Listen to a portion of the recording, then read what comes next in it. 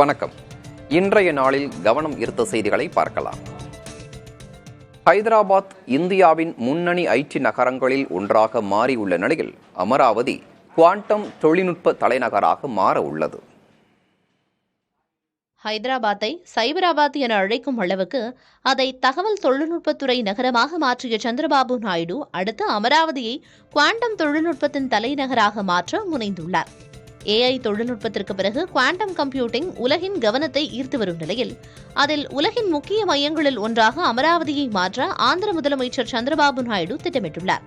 இதற்காக Chennai IIT, IBM, TCS போன்ற நிறுவனங்களின் உதவியுடன் அமராவதி அருகே பிரம்மாண்டமான குவாண்டம் வேலி என்ற பகுதியை அமைக்கும் பணியை 4000 கோடி ரூபாய் செலவீட்டில் ஆந்திர அரசு தொடங்கியுள்ளது.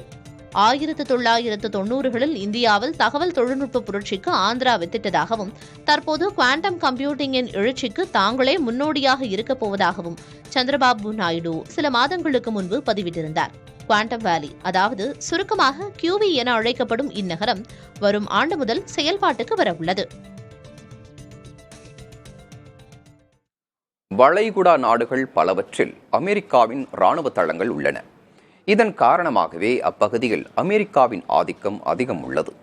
அவை எங்கெங்கு உள்ளன என பார்க்கலாம். அமெரிக்காவின் 5வது கடற்படை தளம் பஹ்ரைனில் அமைந்துள்ளது. இந்த தளம் 4 கன்னிவெடி எதிர்ப்பு கப்பல்கள், 2 தளவாட ஆதரவு கப்பல்கள் மற்றும் பல அமெரிக்க காவல் படை கப்பல்களை கொண்டுள்ளது. இது 1948ஆம் ஆண்டு முதல் அமெரிக்க கடற்படையால் பயன்படுத்தப்பட்டு வருகிறது.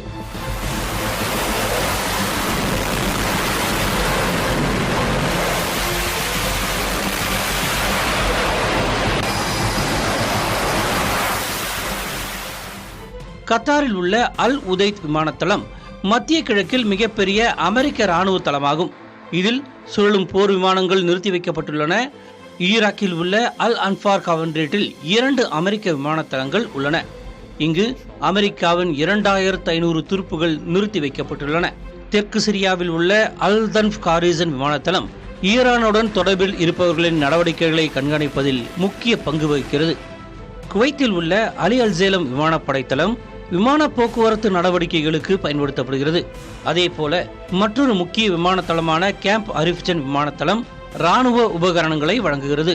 மேலும் ஐக்கிய அரபு எமிரேட்ஸில் உள்ள அல் தஃப்ரா விமானப்படை தளம் F-22 ராஃப்டார் போர் விமானங்கள், ட்ரோன்கள் மற்றும் கண்காணிப்பு விமானங்களை இயக்குகிறது. உலகில் பிற கண்டங்களை விட ஆசியாவின் சராசரி வெப்பநிலை உயர்வு 2 மடங்கு அதிகமாக இருப்பதாக உலக வானிலை மையம் தெரிவித்துள்ளது. 1961 முதல் 1990 வரை இருந்ததை விட 1991 முதல் 2024 வரை ஆசியாவில் சராசரி வெப்பம் கடுமையாக உயர்ந்துள்ளதாகவும் பிற கண்டங்களை விட 2 மடங்கு அதிகம் என்றும் தெரிவிக்கப்பட்டுள்ளது. இதனால் ஆசிய நாடுகளின் பொருளாதாரமும் வெகுவாக பாதிக்கப்படும் என உலக வானிலை மையம் கூறியுள்ளது. ஒரே ஆண்டில் இயற்கை சீற்றங்களால் இந்தியாவில் 1300 பேர் இறந்துள்ளதாகவும் அதன் அறிக்கையில் கூறப்பட்டுள்ளது.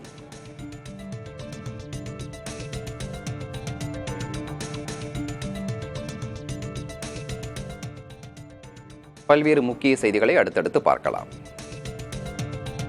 காலநிலை மாற்றம் மற்றும் புவி வெப்பமயமாதல் காரணமாக எதிர்காலத்தில் விமான விபத்துகளின் எண்ணிக்கை அதிகரிக்க வாய்ப்பிருப்பதாக அமெரிக்க வானியல் பேராசிரியர் பால் வில்லியம்ஸ் கூறியிருக்கிறார்.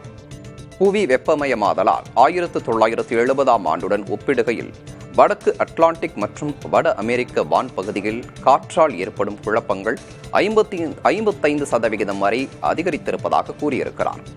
இதே வேகத்தில் புவி வெப்பமயமாதல் தொடர்ந்தால் 2050ஆம் ஆண்டு வாக்கில் விமான விபத்துகள் அதிகரிப்பதுடன் அடிக்கடி விமானங்கள் ரத்து செய்யப்படும் சூழலும் ஏற்படும் என்றும் அவர் எச்சரித்திருக்கிறார்.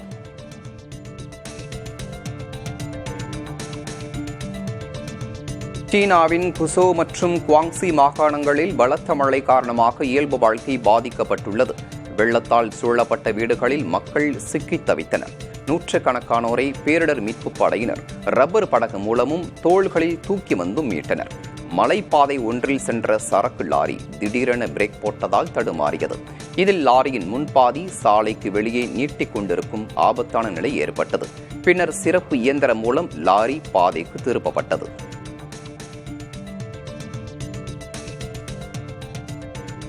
தாம்பத்திய உறவில் ஈடுபாடு இல்லாமல் இருப்பது தம்பதியர்களின் உடல் நலனுக்கும் மனநலனுக்கும் நல்லது அல்ல என்று அமெரிக்க ஆய்வில் தெரிய வந்துள்ளது. தாம்பத்திய உறவானது இதய நலனுக்கும் இரத்த ஓட்டத்திற்கும் நன்மை பயப்பதுடன் ஆழ்ந்த தூக்கத்திற்கும் உதவுகிறது. மன அழுத்தத்தை போக்கி வாழ்க்கை துணையுடனான பிணைப்பை உறுதிப்படுத்துகிறது.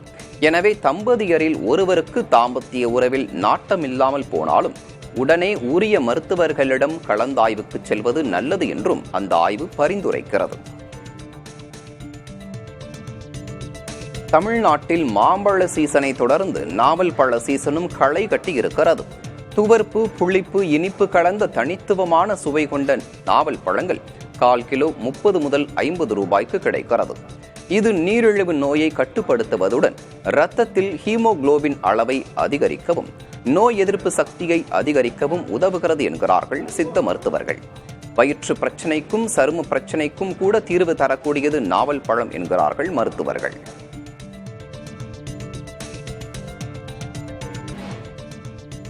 இஸ்ரேல் உடனான யுத்தத்திற்கு பிறகு இஸ்லாமிய உலகின் முதன்மை நாடாக ஈரான் உருவெடுத்துள்ளதாக காஷ்மீர் முன்னாள் முதல்வர் மெஹபூபா முஃப்தி தெரிவித்துள்ளார். பல இஸ்லாமிய நாடுகள் அமெரிக்க ஆதிக்கத்தை எதிர்த்தாலும் ஈரான் தான் அதனுடன் நேருக்கு நேர் மோத முன்வந்ததாகவும் முஃப்தி குறிப்பிட்டார். இந்த போரின் முடிவுகள் அமெரிக்கா மற்றும் இஸ்ரேலின் திட்டத்திற்கு எதிராக வந்துள்ளதாகவும் அவர் குறிப்பிட்டார். அமெரிக்க அதிபர் டிரம்பின் பெயரை நோபல் பரிசுக்கு பரிந்துரைத்த பாகிஸ்தானின் முடிவு குழந்தைத்தனமானது, முதிர்ச்சியற்றது என்றும் மெஹபூபா முஃப்தி கூறினார். ஜப்பானில் முதல் முறையாக தங்கள் எல்லைக்கு உட்பட்ட பகுதியிலிருந்து ஏவுகணையை செலுத்தி அந்நாட்டு ராணுவம் சோதனை செய்துள்ளது. நிலத்திலிருந்து கப்பல்களை குறிவைத்து தாக்கும் திறன் கொண்ட இந்த ஏவுகணை ஹொக்கைடோ தீவின் வடக்கு பகுதியிலிருந்து செலுத்தப்பட்டது. சோதனை வெற்றிகரமாக அமைந்ததாக தெரிவிக்கப்பட்டுள்ளது. ஏற்கனவே அமெரிக்கா, ஆஸ்திரேலியா உள்ளிட்ட நட்பு நாடுகளில் இருந்து ஏவுகணைகளை ஜப்பான் சோதனை செய்திருந்த நிலையில் முதல் முறையாக சொந்த நிலப்பரப்பில் இருந்தே சோதனை செய்துள்ளது. உணவில் இஞ்சி சேர்த்துக் கொள்வது பல நன்மைகளை உண்டாக்கும் என ஊட்டச்சத்து நிபுணர்கள் தெரிவிக்கின்றனர். இஞ்சி செரிமானத்திற்கு உதவுவதோடு நோய் எதிர்ப்பு சக்தியை அதிகரிப்பதாகவும் கூறுகின்றனர். குறிப்பாக காய்ந்த அல்லது பச்சை இஞ்சியானது குமட்டலை போக்குவதுடன் தொண்டை பிரச்சனையையும் சரி செய்கிறது. மேலும் இதய ஆரோக்கியத்தை மேம்படுத்துவதோடு இரத்த சர்க்கரை அளவை கட்டுப்படுத்தவும் உதவுகிறது. அதே சமயம் பித்தம் உள்ளவர்கள் அதிகப்படியான இஞ்சி பயன்பாட்டை தவிர்க்க வேண்டும் எனவும் ஊட்டச்சத்து நிபுணர்கள் அறிவுறுத்துகின்றனர்.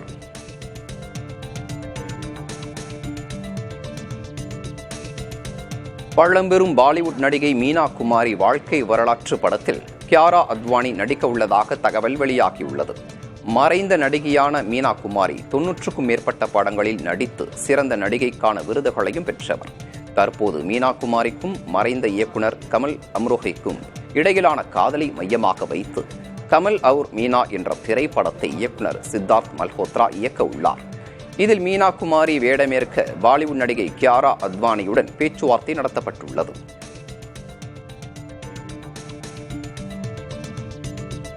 நடிகர் தனுஷ் இயக்கத்தில் இட்லி கடை படத்தில் நடித்தது ஒரு வித்தியாசமான அனுபவத்தை தந்தது என நடிகர் அருண் விஜய் தெரிவித்துள்ளார். திருவண்ணாமலையில் செய்தியாளர்களிடம் பேசிய அவர், தனுஷ் ஒரு தெளிவான பக்குவமான இயக்குனராக இருப்பதாகவும் அவரை ஒரு நடிகராக பார்ப்பதை விட இயக்குனராக பார்ப்பது நன்றாக இருந்ததாகவும் கூறினார். மேலும் தனுஷ் நிறைய கதைகளை எழுதி கொண்டிருப்பதாகவும் அவர் கடினமாக உழைப்பதை பார்க்கும்போது உத்வேகம் அளிப்பதாகவும் நடிகர் அருண் விஜய் தெரிவித்துள்ளார்.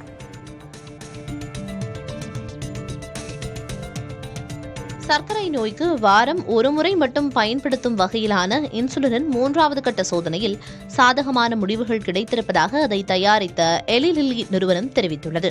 இது அடுத்த ஆண்டு சர்வதேச அளவிலான சோதனைக்கு வரும் என்றும் கூறப்பட்டுள்ளது. தற்போது 2ஆம் வகை சர்க்கரை நோய்க்கு திணறு இன்சுலின் ஊசி செலுத்த வேண்டியிருக்கிறது. ஆனால் வாரம் ஒருமுறை மட்டுமே போட்டால் போதும் என்ற வகையிலான எஃபிஸ்டோரா என்ற ஊசி மருந்தை அமெரிக்காவின் எலி லில்லி நிறுவனம் தயாரித்து பரிசோதித்து வருகிறது.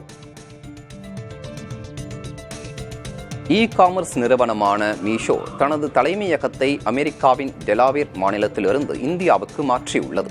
மீஷோ இந்தியாவில் பொது பங்கு வெளியீட்டில் களமிறங்க திட்டமிட்டு வருகிறது. இந்நிலையில் இந்த மாற்றத்திற்கு தேசிய நிறுவன சட்ட தீர்ப்பாயம் அனுமதி வழங்கியுள்ளது. இந்தியாவில் உள்ள தனது நிறுவனமான ஃபேஷனியர் டெக்னாலஜிஸ் பிரைவேட் லிமிடெட் என்ற பெயரை மீஷோ பிரைவேட் லிமிடெட் என்று மாற்றியுள்ளது. முன்னதாக ஃபோன்பே, க்ரோ, ஜெப்டோ போன்ற நிறுவனங்களும் தங்கள் தலைமையகங்களை இந்தியாவுக்கு மாற்றியிருந்தன.